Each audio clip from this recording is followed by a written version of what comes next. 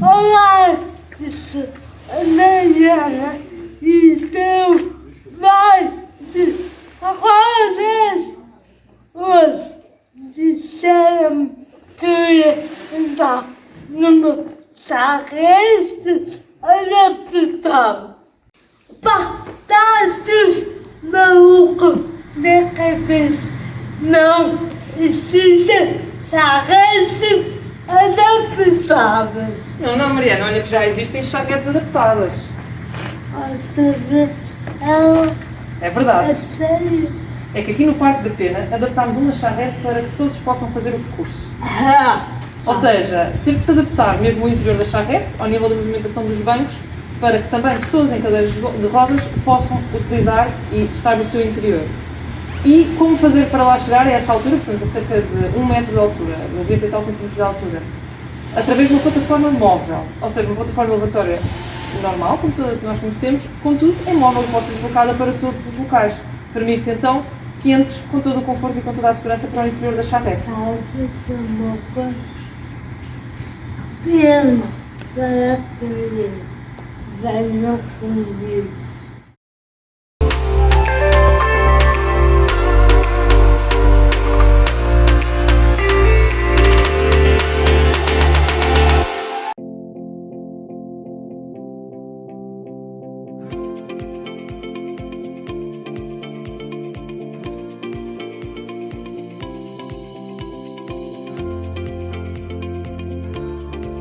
Storybox Audio.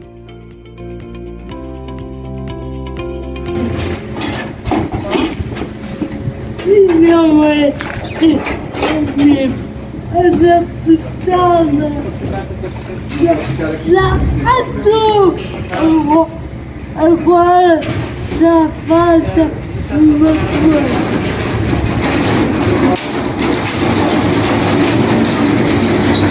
O cavalo vai nos acompanhar. Temos um biólogo de nado. Olá, de nado. Olá, Mariana. O que é que nós vamos ver? Vamos visitar o Parque da Pena, que é um jardim que já tem quase 200 anos. Foi criado pelo rei Dom Fernando II e quis criar uma floresta de sensações. Que é isso que é o jardim romântico que vamos hoje ver, onde encontramos várias espécies, algumas delas que vieram de continentes muito distantes. A ideia era poder criar neste jardim um jardim que parecesse que nos permitia viajar no espaço, no planeta. Ou seja, porque estamos rodeados de árvores da América do Norte, do Japão, da Austrália, e assim ao passearmos pelo Parque da Pena podemos, parece que, dar a volta ao mundo. Então vamos dar a volta ao mundo. Apresenta quem é que nos vai levar. Então, vamos fazer este passeio de charrete, ser puxados pelo Valsor e pela Mary, aqui com a Rafaela no leme. Então vamos começar. Então, esta árvore aqui, bem grande, é uma Araucária de Bidwillia, ou Bunia Bunia, e veio da Austrália. Portanto, é um exemplo de uma espécie exótica que existe aqui no parque. E esta, tem uma curiosidade, é uma espécie conífera, portanto, ela produz cones ou pinhas, e estas aqui são tão grandes que podem ser do tamanho da minha cabeça ou até maiores. Então, para pinhas deste tamanho, os seus pinhões são deste. Por isso é que, quando estas pinhas amadurecem, temos que vedar a zona à volta para que ninguém passe por baixo, senão, pau. Se uma pilha dessas cai em cima de ti, Ai ai. vai de nada. Isto é que nós aqui à volta vedamos e temos uma ainda maior no Parque de Monserrate, num parque deste tipo, em que por baixo desta árvore temos uma rede por cima dos caminhos para que as pessoas possam circular à vontade sem correrem o risco de levar com uma pinha dessas na cabeça. É melhor andar seguro. É muito mais seguro assim. Por isso é que aqui também vedamos a zona à volta, que é para ninguém passar por baixo desta árvore, senão é um perigo. Estes pinhões são comestíveis, podem-se comer. Não quero experimentar.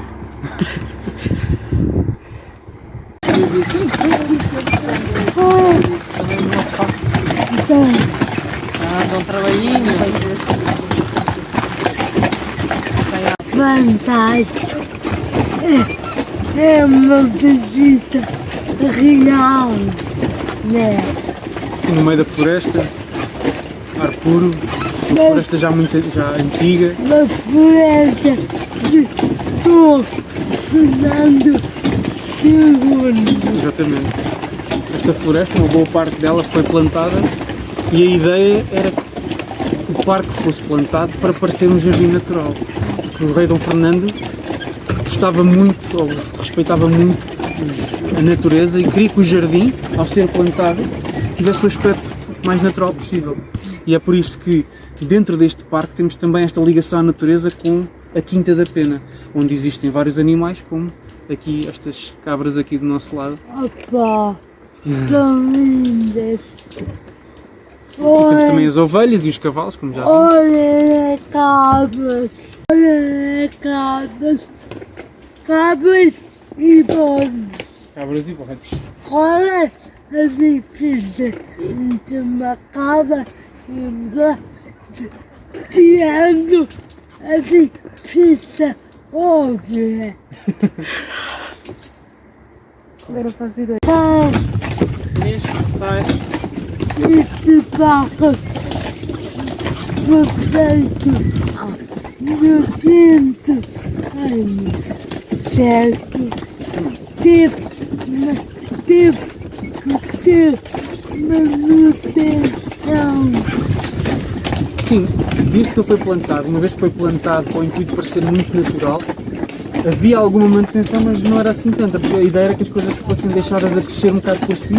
Sei que um jardim, com a idade que tem quase 200 anos, parece uma floresta já muito antiga, simplesmente porque as coisas foram crescendo e parece já uma floresta densa. Tem atualmente alguma manutenção, mas relativamente baixa. A ideia é manter essa visão do rei de ter esta floresta, este jardim com um aspecto muito natural. É não fácil manter o edifício do jardim. O barco é facilmente destruído. Não. Exatamente, a natureza é muito frágil e nós aqui tentamos sempre fazer com que uma coisa que ajuda muito que as florestas fiquem mais fortes. Para conseguir resistir a adversidades ou a calamidades é precisamente plantar muitas espécies diferentes. É por isso que nós estamos aqui rodeados destas espécies todas. Muitas delas eram espécies que já existiam na Serra de Sintra antes do Dom Fernando, estamos a passar por baixo delas, como muitos carvalhos, castanheiros também, arvoleiras, azevinhos.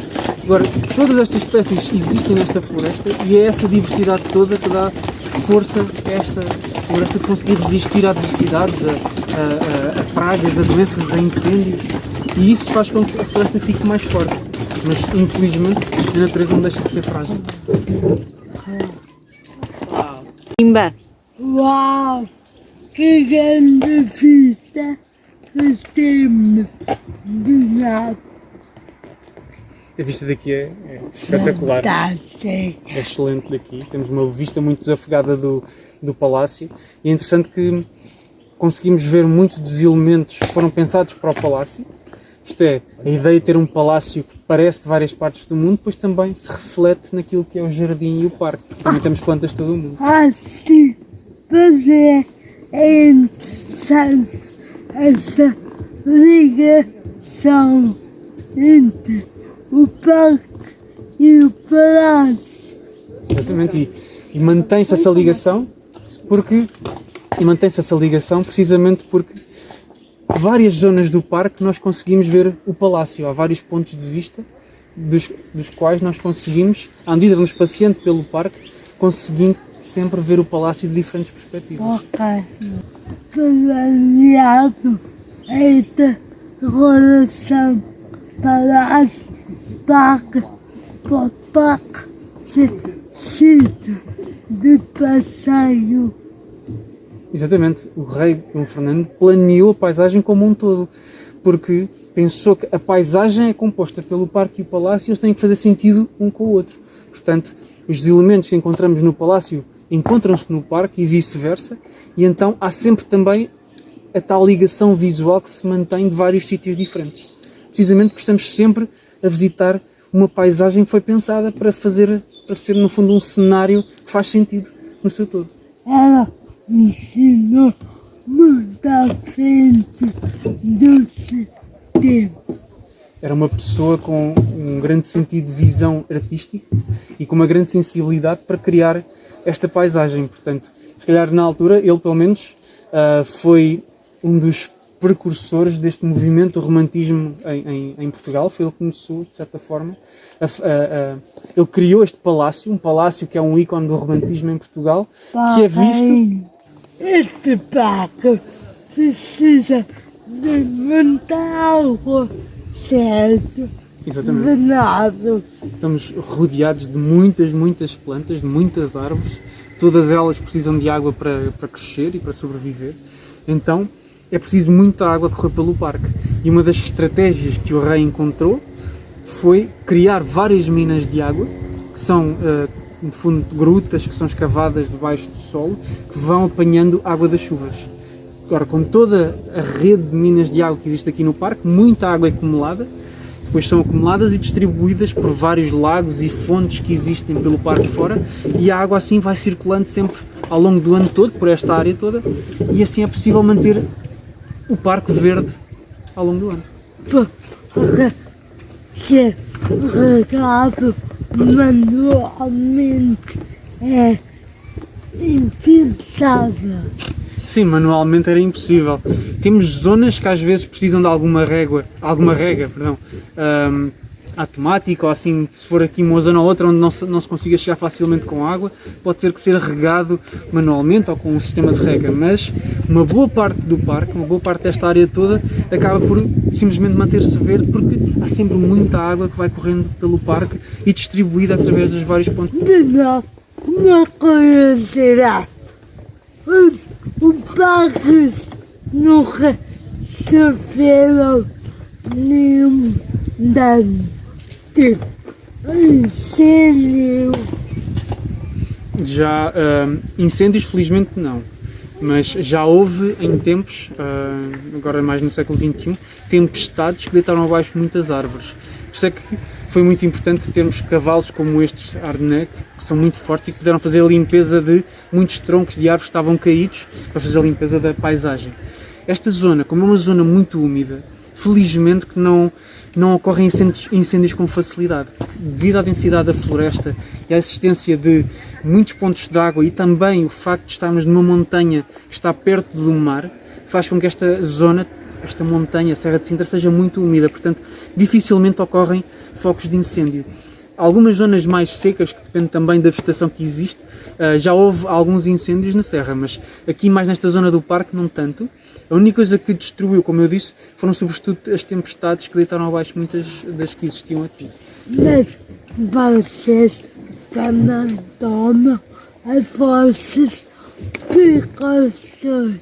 Exatamente, todo o parque está sob constante vigilância para que também possamos perceber se há algumas plantas, por exemplo, se houver acumulação de muitas folhas secas ou algumas plantas que secam com mais facilidade e que podem ser possíveis ou que podem potenciar a possibilidade de poder haver algum incêndio. Portanto, há uma manutenção constante para precisamente evitar, ou pelo menos para permitir que o risco de incêndio seja mais baixo, associado também a uma constante vigilância.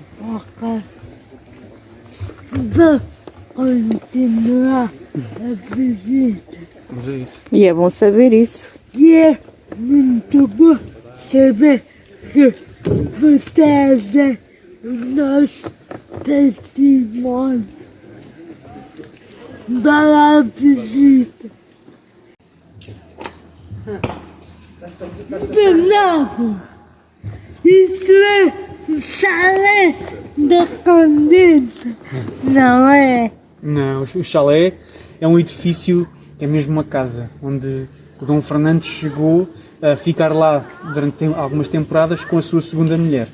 Nós temos aqui à frente, é uma fonte, chama-se Fonte dos Passarinhos, e está decorado com azulejos iguais àqueles que encontramos no palácio, precisamente para criar esta ligação arquitetónica entre o palácio e alguns elementos construídos do parque.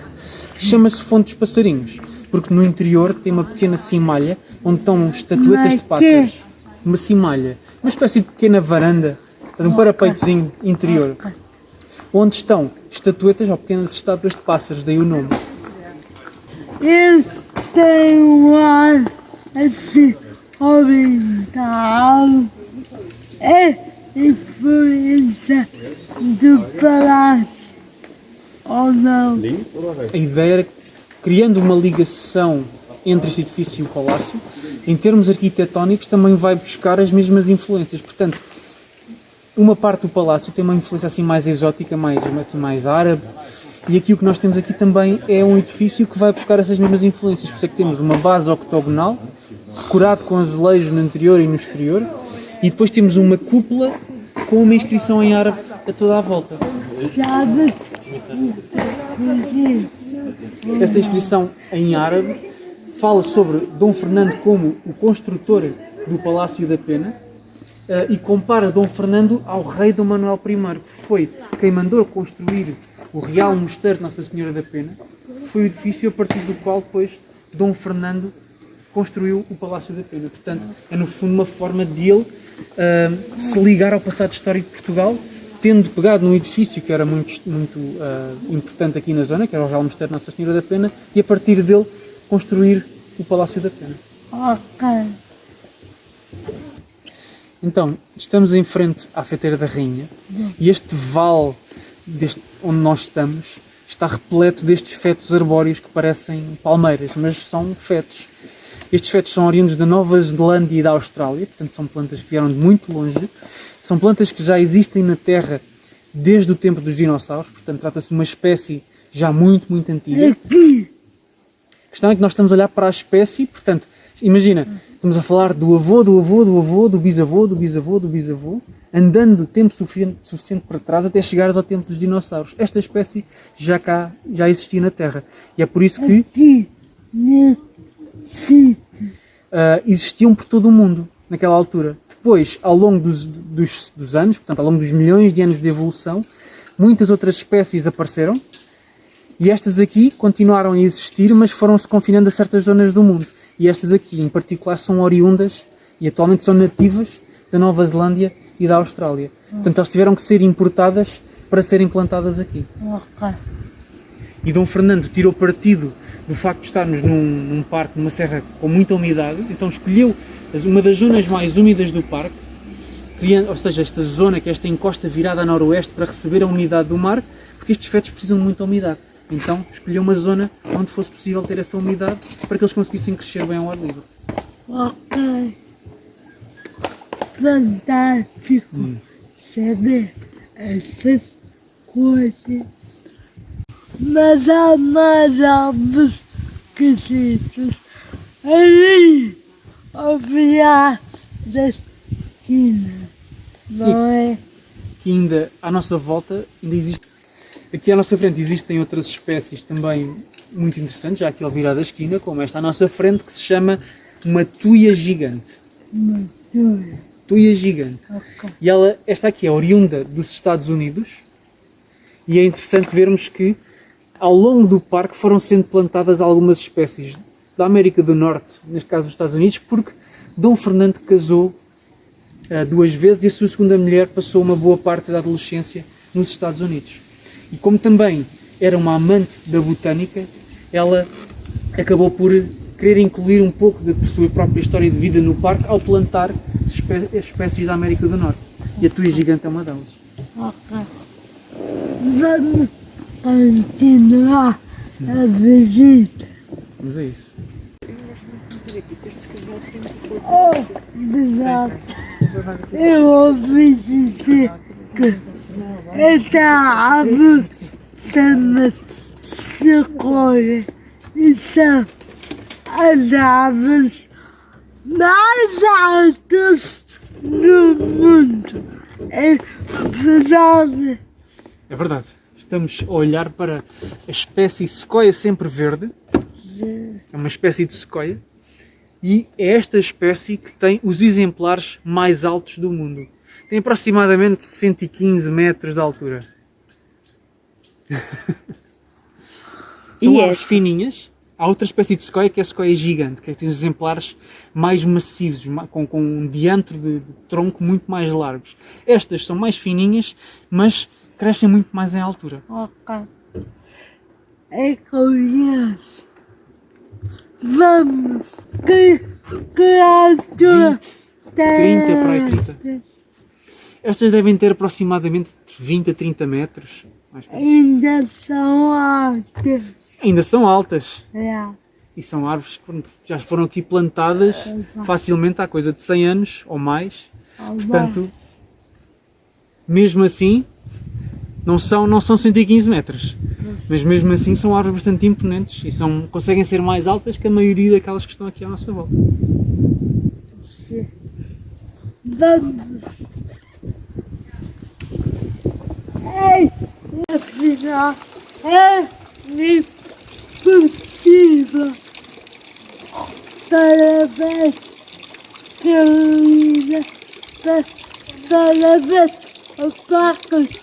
Visita a toda a equipa por esta iniciativa e muito obrigado. Foi um dia fantástico. Carolina, como é que tu lá de casa pode fazer a transmissão? Então, tal como todos os equipamentos e todas as informações que necessitarem, o ideal é sempre contactar o e-mail info@parquesintra.pt. Tudo. Espero que tenham gostado. Beijinho e vai de